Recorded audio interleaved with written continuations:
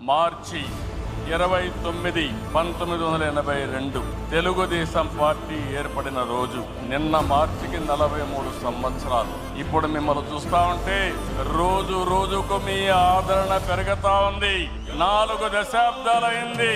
ఎన్నో మైలురాళ్లు దాటాం, ఎన్నో విజయాలు, ఎన్నో అనుభవాలు. ఎన్టీఆర్ ఆశయాలు, సిద్ధాంతాలని ముందుకు తీసుకెళ్తున్నాం. ఆయన స్ఫూర్తితోనే సంక్షేమానికి, సంస్కరణలు, అభివృద్ధికి పెద్దపీట వేస్తున్నాం.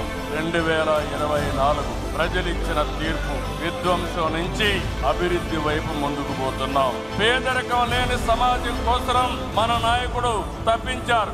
ఆయన ఆశయం కోసం నేను ఒకటే ఆలోచించాను, శాశ్వతంగా జీరో పావర్టీ. అంతేకాదు, శాశ్వతంగా పేదరికం లేకుండా చేయడమే కాకుండా ఆర్థిక అసమానతలు తగ్గించి ప్రతి ఒక్కరి జీవితంలో జీవన ప్రమాణాలు పెంచాలనేది తెలుగుదేశం పార్టీ సంకల్పం అని చెప్పి కూడా మీకు తెలియజేస్తున్నా.